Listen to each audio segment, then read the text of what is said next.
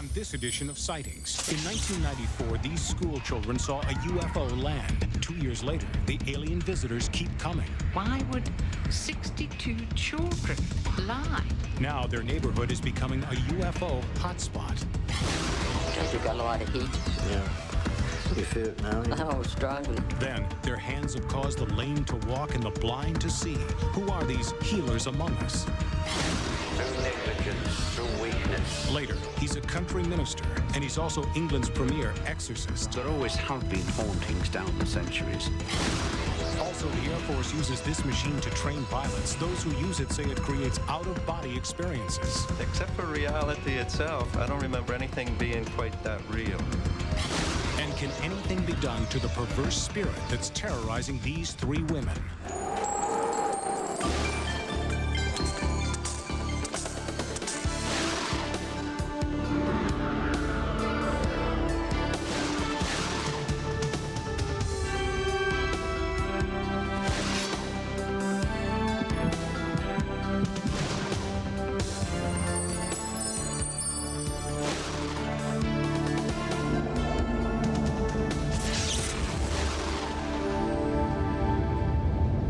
Welcome to Sightings. I'm Tim White. After our recent report on a UFO encounter and group contact in Ruwa, Zimbabwe, many Sightings viewers wrote in requesting additional information about this historic incident. And as Carla Wohl tells us in this extended report, the Ruwa encounter was only the first in a series of ongoing UFO sightings. Ruwa, it seems, is Earth's newest paranormal hotspot.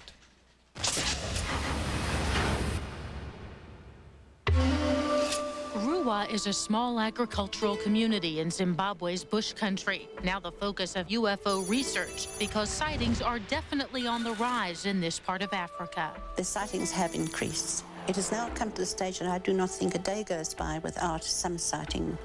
I'd say at least half of the sightings that we have are genuine, and the balance would be attributed to things like meteorites, natural phenomenon, that sort of thing. But at least half the sightings reports that we get are definitely genuine.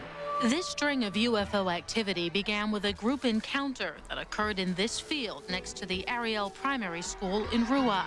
In September of 1994, 62 school children claimed that a UFO had landed and that they saw alien beings emerge from the spacecraft. All I saw was a silver flash, just like that. And I saw a few I saw the bigger one and a spaceship, like 4 or 5 of them, like crowding around it. They were very still, and then I saw them also disappear. They went about a meter off the ground and then they just vanished. We ran down to the teachers and we went into the office and we started telling the teachers, and then they said maybe there's nothing. But the children started drawing pictures, creating in pencil and crayon a disturbing portrait of extraterrestrial contact. Definitely not a human. He had a big head and big black eyes and was dressed in a black bodysuit. And his eyes were down here and he was like looking really, really funny. And these eyes, the children tell us, conveyed a telepathic message, a frightening warning about Earth's destruction. I think they're trying to tell us something which is going to happen, and other people don't actually believe us sometimes. So maybe they are trying to show us something. I'd like to welcome Cynthia Hind from Africa. Thank you very much. No one knows the story of the Ruwa group sighting better than researcher Cynthia Hind. At a recent international UFO Congress in England, Hind held ufologists spellbound with the stories of the Ruwa schoolchildren. I believe them. I believe they saw what they said they saw, small details that I saw in the drawings, which were incredible. Hind is a respected African journalist who covered the Ruwa encounter for the BBC. What she finds most convincing about the story is the fact that not one of the 62 children has changed his or her version of what happened since the event first occurred in 1994. This despite the community's strict punishment for lying. Well, I'll tell you one thing. They're afraid of the headmaster. There's no doubt about it at all. He's one of the people that still cane children if they're naughty. Says he believes in discipline. And he said, I'm not a believer, but he said, I can tell you one thing, the children would never lie to me. But not everyone who studied the Ruwa group sighting believes the children's story. It's not a question of whether they're lying or not, okay? It's a question of their distinction between reality and not reality may not be as sharp as that of an older kid or an adult person. Professor John Saliba teaches comparative religion and has researched many claims of extraterrestrial contact, discounting them all. Another thing which kind of struck me is, here are these craft coming down, presumably making lots of noise, and none of the adults ventured out to see why there's such a noise taking place.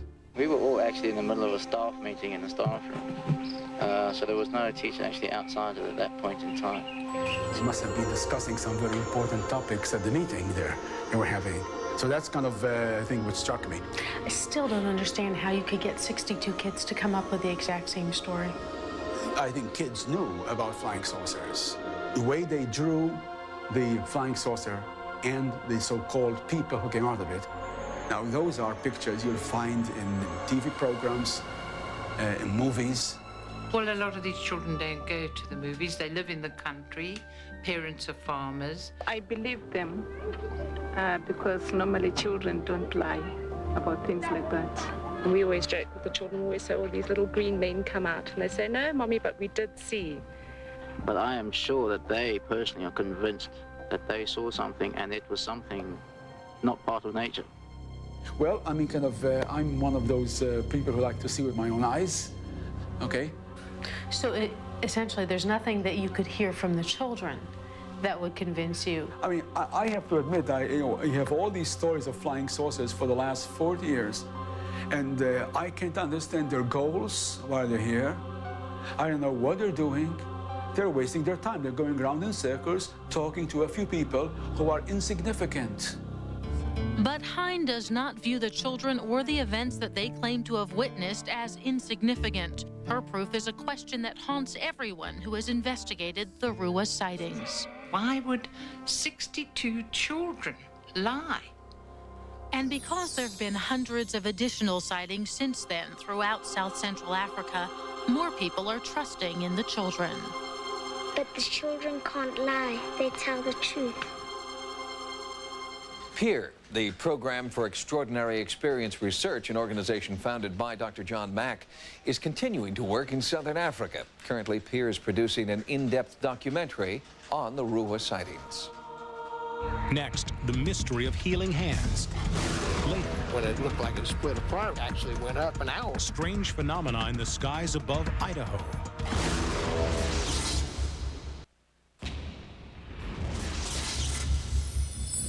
Psychic healing has a bad name in this country. Most people associating it with psychic surgery, the carnival sideshow version of holistic medicine. But at a recent medical conference sponsored by Harvard University, some forms of psychic healing were praised by mainstream medical practitioners, validating the belief that the mind-body connection plays an essential role in curing illness.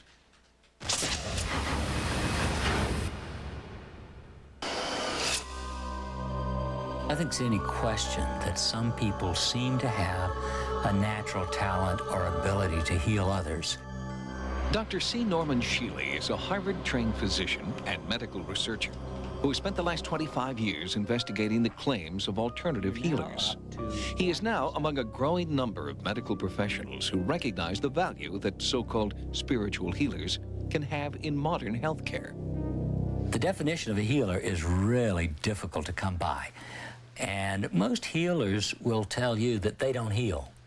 They are channels for healing energy, which all of the ones I've talked to believe is the power of God or divine power coming through them in order to assist people in healing.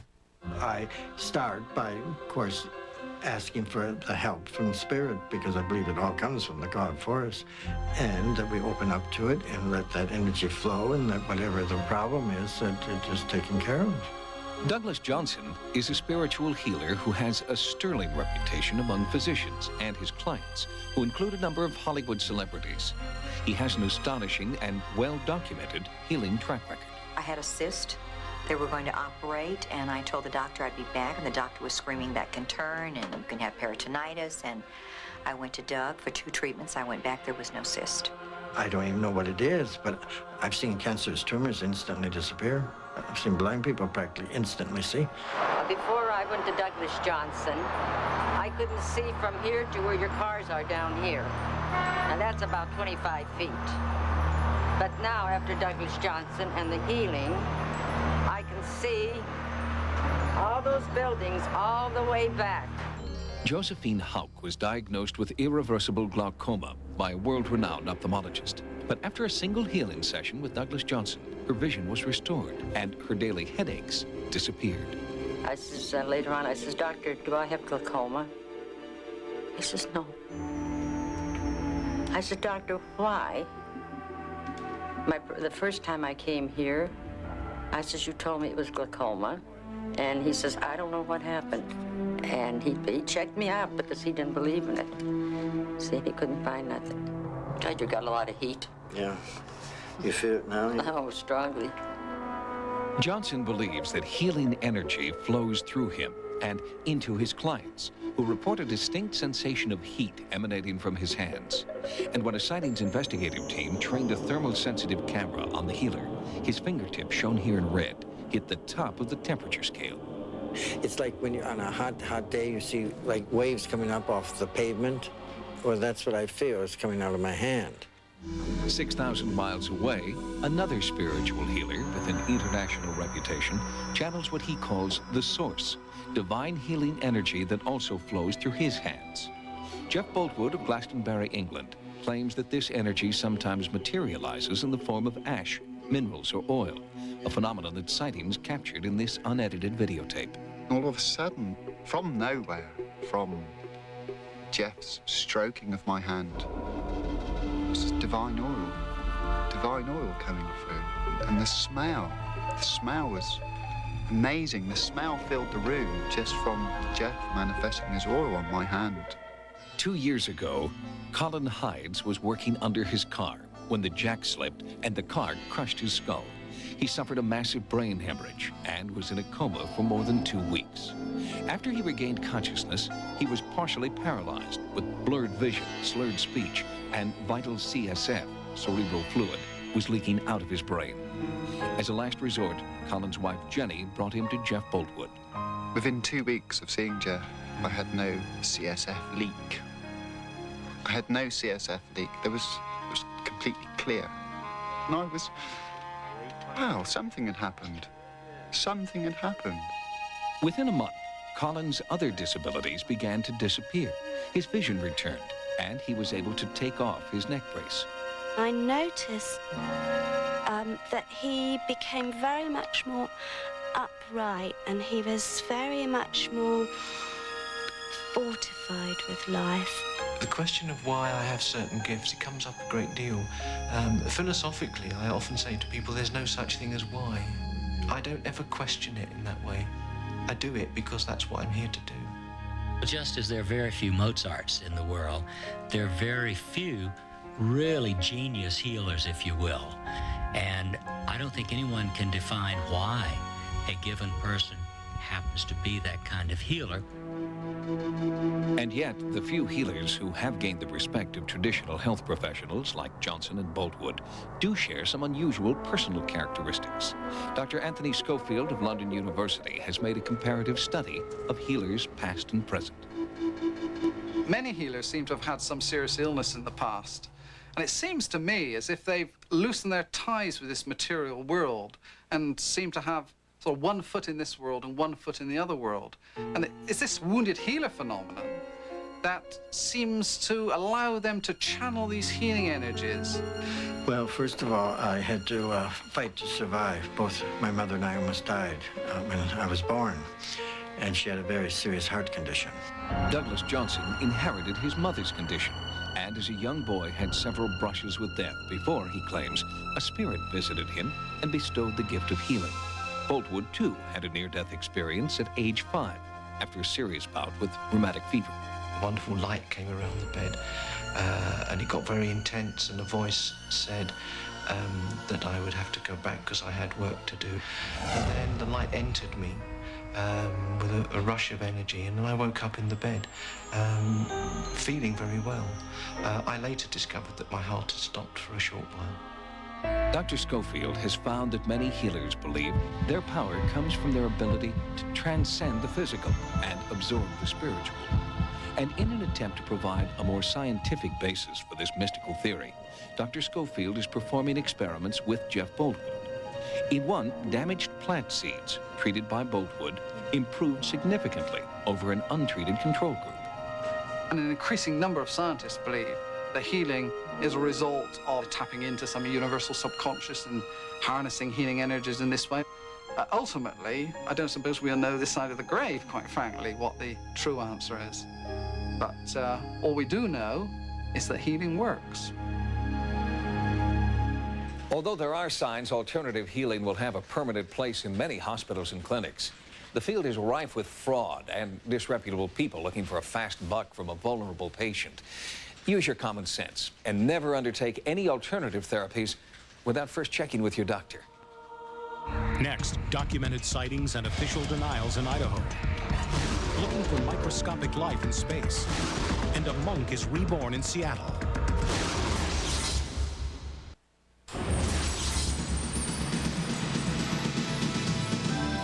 Here are some of the stories Sightings is following in the news.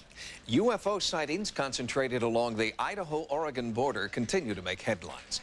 And the area where they are being sighted is widening, with the appearance of a new flap observed by multiple eyewitnesses over Idaho's state capital.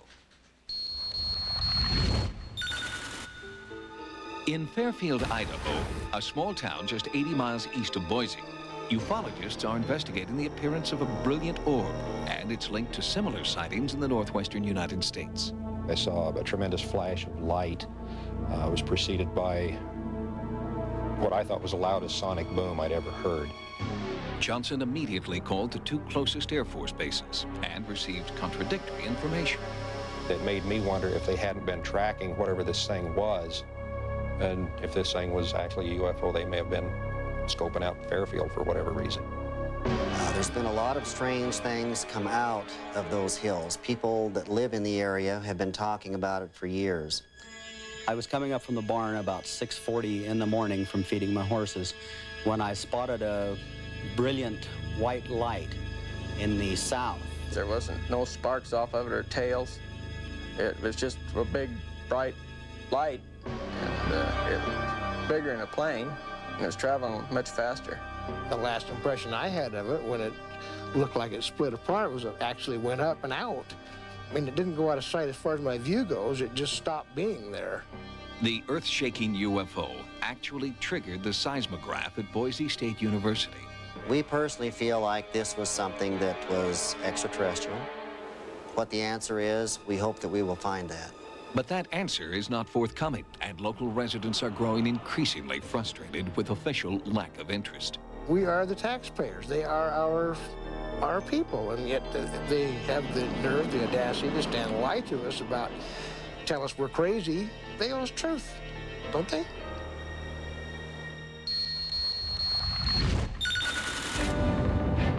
At Cape Canaveral, NASA has announced plans to gather comet dust for analysis back on Earth. But what they'll find inside that cosmic exhaust is anybody's guess. In 2003, an unmanned probe called Stardust will intercept the comet Wild 2 during its orbit around the sun.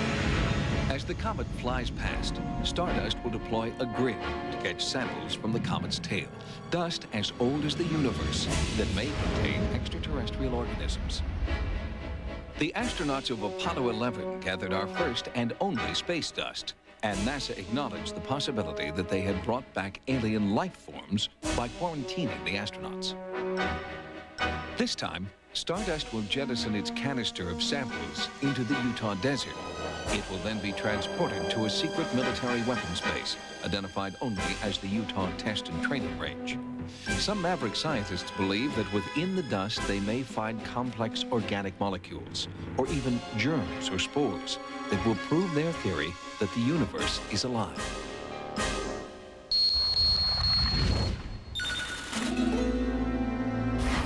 In Seattle, Washington, An American Buddhist congregation has recognized one of its own as the reincarnation of a long-dead Tibetan Lama. 4-year-old Sunam Wongdu was chosen as the Lama's Tukala, or reincarnation, even before his birth, according to his mother. There's hundreds of reincarnated Tukalas, you know, all through, you know, Tibet, India, Nepal, Bhutan, and stuff. This happens sort of like all the time. It's just he's different because he's, you know, this is happening in America. Reincarnation is a central precept of Tibetan Buddhism. In this faith, lamas, or holy men, are reborn again and again. When a child is advanced as a reincarnated lama, secret rituals and tests are performed to determine if the child really is the old lama in a new body.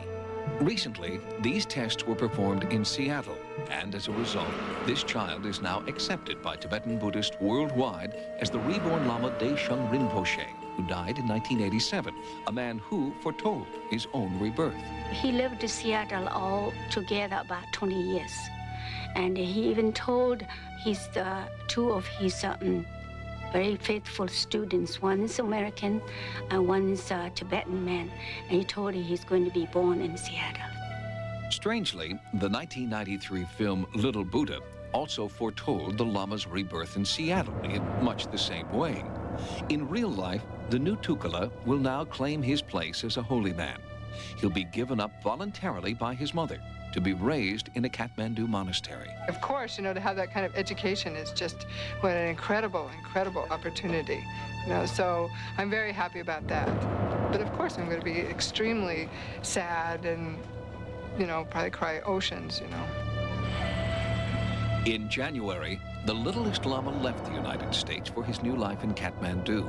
When he's a teenager, Sunam will return to his congregation in Seattle, living proof to his followers of the eternal circle of life.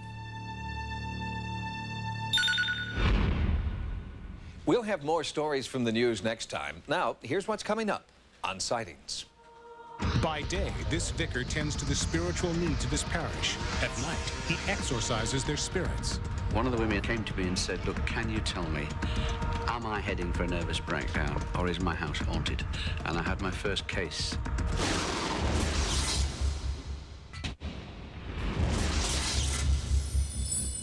For 30 years, Reverend Tom Willis has been the vicar of Holy Trinity Church in the tiny seaside town of Bridlington, England.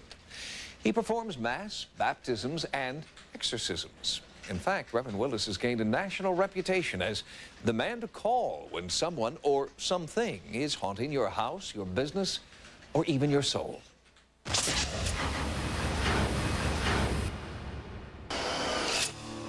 Almighty God, our Heavenly Father, we have sinned against you and against our fellow men. Even before I became a priest, I was interested and fascinated by the whole problem of whether ghosts existed or not. And I used to collect newspaper cuttings and talk to people who claimed to see ghosts. And it was just a hobby examining the evidence for and against ghosts. Then one day, after I was fairly newly ordained, I was asked to give a talk on this subject. And one of the women afterwards, who'd been listening to the talk, came to me and said, look, can you tell me, am I heading for a nervous breakdown or is my house haunted? And I had my first case. The vicar determined that it was not a nervous breakdown, but a tragic suicide in the home years before that was somehow creating the haunting activity. His successful exorcism of that home and the relief he brought to its owner 35 years ago set Reverend Tom Willis on a unique career path. He estimates that since 1962, he has taken on more than 500 haunting cases. Usually what happens, the telephone rings and somebody rather diffidently says, are you the vicar that deals with this sort of, with hauntings? And I say yes, and they say, well, we think we've got something in our house or in our office or in our factory, and I wonder if you could come and investigate. We've been called to trawlers and aerodromes and prefabricated buildings, stately homes, ordinary houses, you name it, we get called there. Hospitals, schools, every sort of building really we get called to. We're not psychic investigators or ghostbusters. We're answering in a Samaritan type way people who are very distressed, who want help, and want relief from what's happening to them. And so we're responding to a request for help. If you'd have seen Nathan's face when he saw these ghosts, you'd understand that it was no way in the world was he, joking. And I don't think people realise, the distress that Nathan went through. In November 1995, Reverend Willis received a panicked call from Catherine Bridge after she was awakened by the terrified screams of her 6-year-old son, Nathan. It was the last straw for Catherine, who had already felt an evil presence, but had, until then, kept it to herself. And he was just hysterical, screaming, "No, go away, no, go away." And we brought him downstairs into the living room, and he was really crying, he was sobbing. And he just said that there was somebody in his bedroom.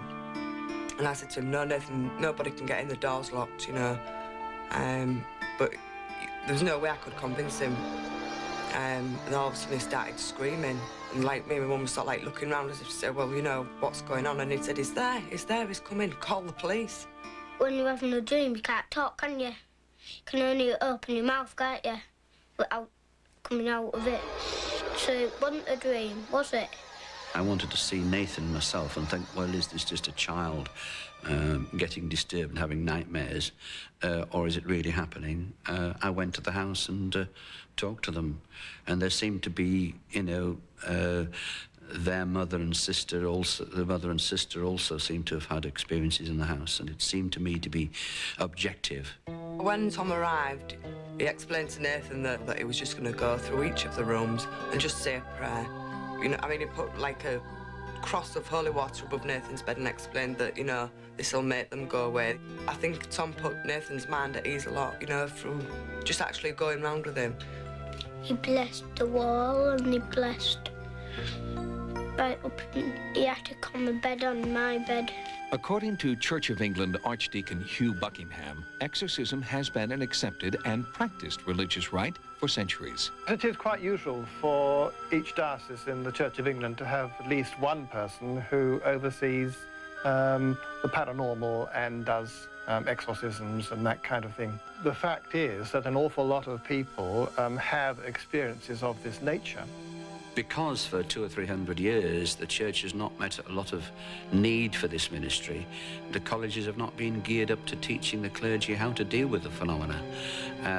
But now, because more and more clergy are meeting complaints and requests for dealing with this kind of phenomena, the colleges are beginning to get organised and get some training. Over the years, the vicar has found that his most disturbing cases have come from people who experimented with the occult, stirring up unexpected evil energies.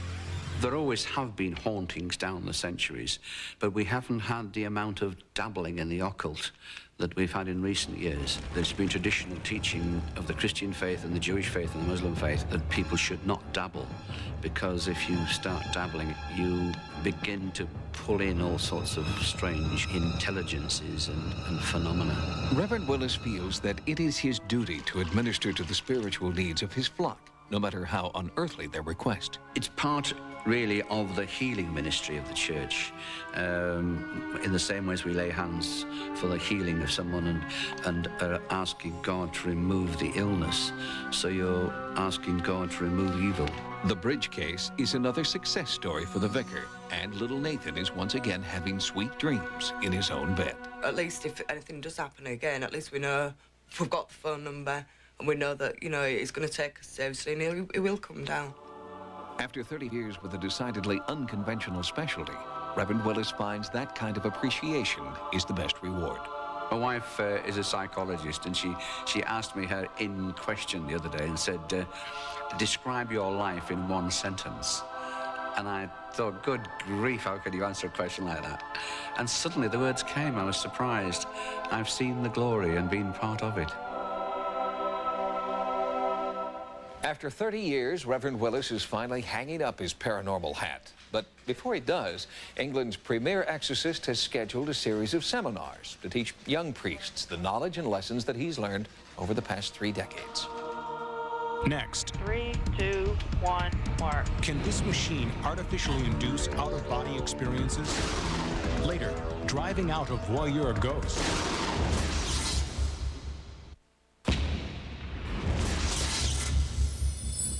For many years, the military has conducted studies on just how much G-force pilots and astronauts can withstand during flight. Recently, a study was conducted to determine just what happens before G-lock, the moment a pilot loses consciousness. During these G-lock experiments, pilots reported visions and feelings that mimic what parapsychologists call the out-of-body experience.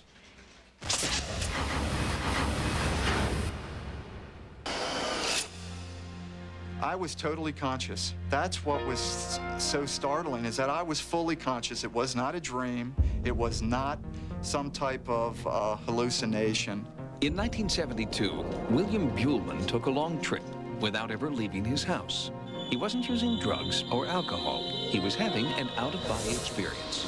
I sat up and literally stepped away from my physical body. And at that point, what was really shocking is that I looked down, and it struck me that that was my physical body. But I was totally real. I could consciously think.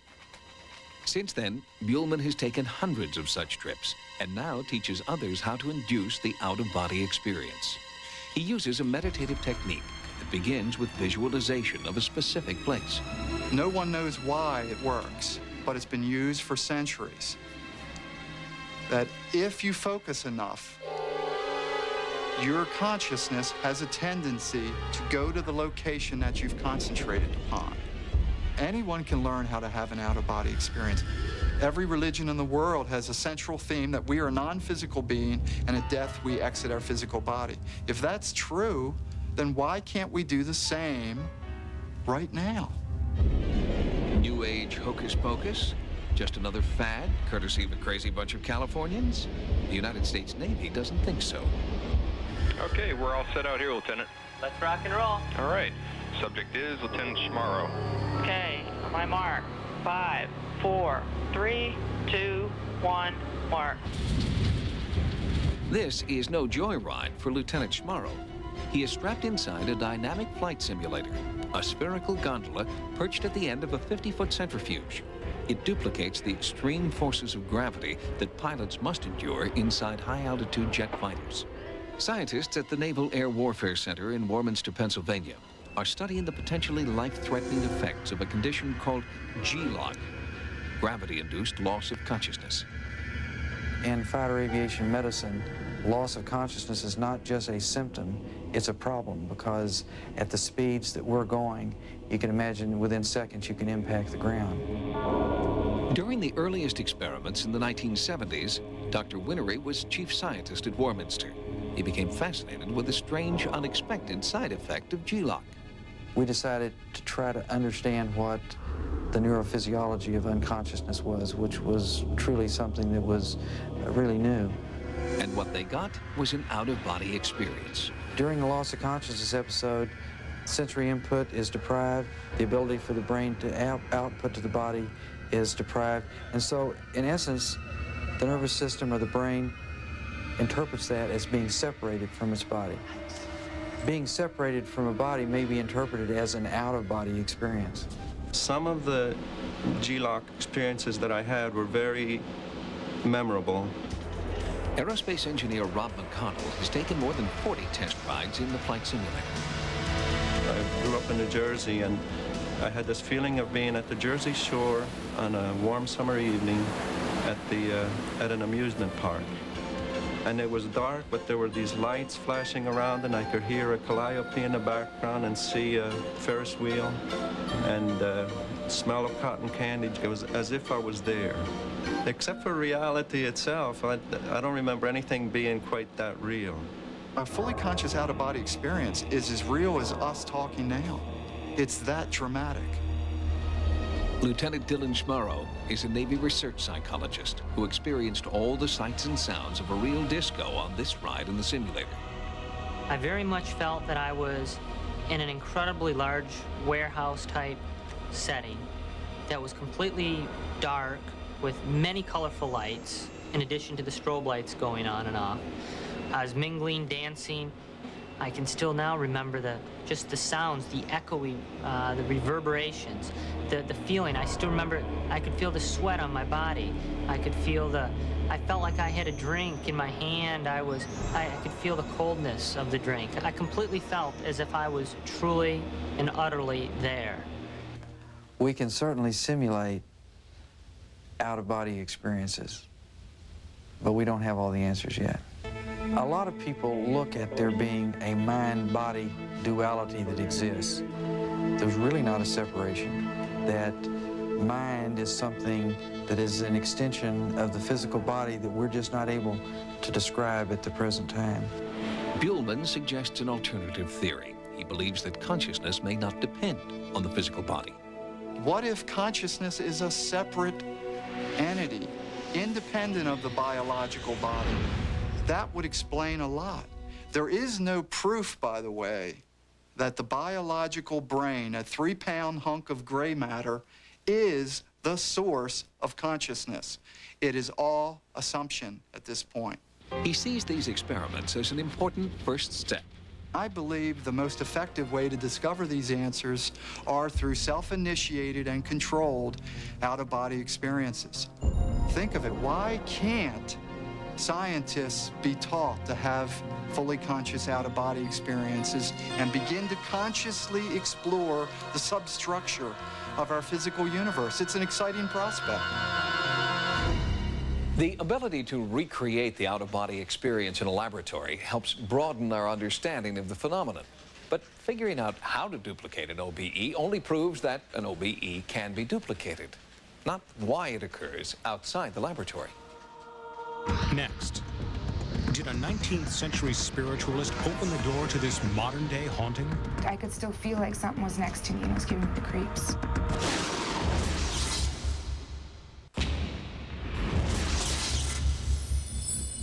Recently, sightings explored the effectiveness of an ancient Chinese method for ridding one Northern California home of ghosts, a cleansing ritual based on the spiritual principle of feng shui.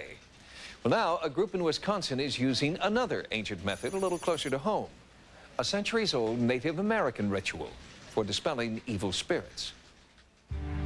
Sightings was contacted by Jeff Seelman of Vanguard Psychic Investigations about his company's unique approach to ghost busting. He offered to show us his methods during his work inside a Milwaukee area home. The 3 women who share the home are being terrorized by what they feel is a malicious spirit. I'd be sitting in the living room and we'd hear kind of a creaky down the stairs. You'd actually hear it progressing down the stairs, almost as if someone was walking up and down the stairs. The presence has a strange voyeuristic quality. Windows are found open after they've been closed, doors wide open after they've been locked.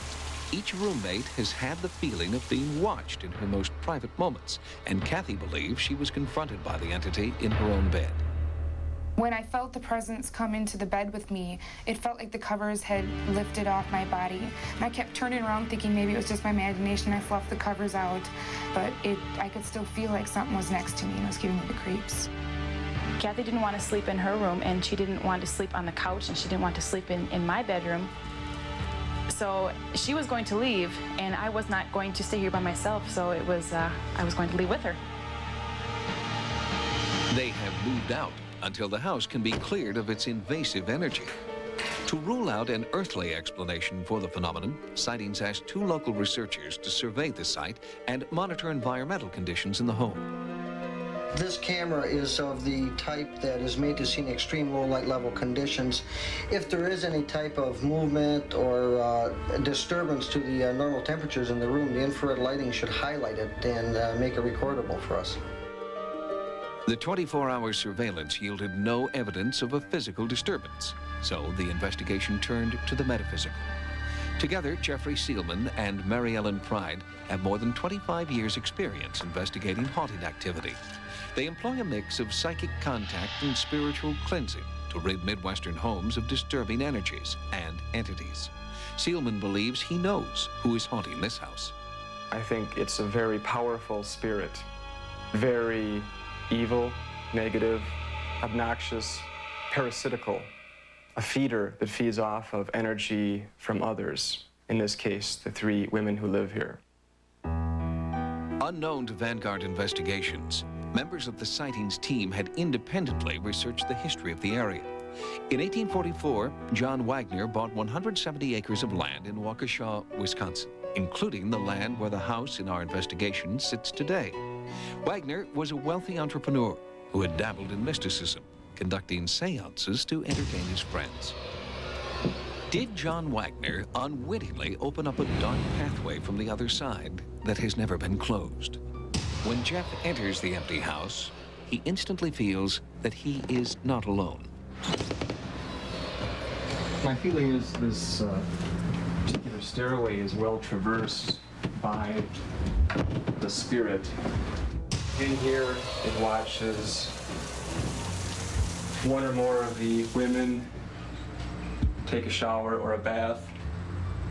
Has some voyeuristic tendencies. Both investigators feel the presence in every room upstairs. But in Kathy's room, Mary Ellen believes that she has made physical contact. I felt something thump me real hard, and this area kind of corresponds. There's a lot of trapped energy in this room. And there's a lot of agitation, too. So I can feel that because my heart rate is going. Jeff and Mary Ellen agree that there is a single entity here, definitely male, and potentially more violent than he has shown himself to be. Jeff and Mary Ellen psychically search for the vortex of his energy, the place they term the nest. The nest is in the basement, and I think Mary is very close to it. Could predate the time that the house was built, actually, is what my thought would be. Could be. This is a pretty intense energy, and it's pretty much directed at women as opposed to men. Once the nest is identified, Jeff begins to perform a ritual of his own design that he believes has greater power and effectiveness than exorcism. In Kathy's bedroom, he uses symbolic gestures drawn from many faiths to force the entity from this location, replacing its negativity with healing energy. Then, in the basement, at the supposed source of the haunting, Jeff performs a final ritual to drive the dark force out completely and close the spirit portal, ensuring the entity will not return. I cleanse the atmosphere of all of the house. A lot of perverted energy.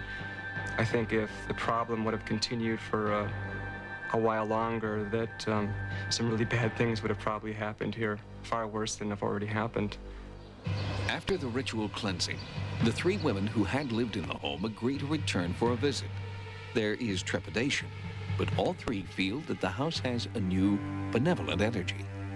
There's no way of predicting what could happen, and they said it would have been worse, and I have no desire for that to happen. I'm just relieved because whatever it was is gone.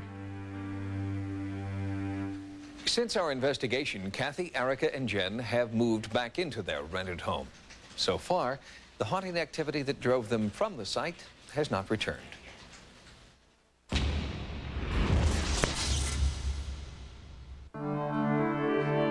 Sightings is now on the internet as part of the Sci-Fi Channel's Dominion website. By typing sci-fi.com, users can access information about the entire global Sci-Fi Channel lineup, as well as downloads from dozens of sci-fi movies and series, interviews with noted celebrities, games, and links to the hottest paranormal websites. We now are able to reach a worldwide audience of Sightings fans, which enables them to give us feedback on what we're producing and how we're showing stories to people. We have features from some of our stories on a weekly basis. We have downloadable images and QuickTime clips. When I make contact with this entity, I will become a little confrontational. Hello? Hello? Since its inception, Dominion has become the home of all things science fiction on the World Wide Web. Now, with the addition of Sightings Online, the hope is that it will become a clearinghouse for all things paranormal as well. Already on the Dominion site, they have access to all the major paranormal links on the internet. We're hoping to reach a worldwide audience and provide state-of-the-art information and news about the paranormal world. If you've had a paranormal experience, contact Sightings on the World Wide Web at sci-fi.com/sightings. Sightings can also be contacted at America Online at keyword Sightings, or write to us, care of Paramount Television. Until next time, remember, no mystery is closed to an open mind. For Sightings, I'm Tim White.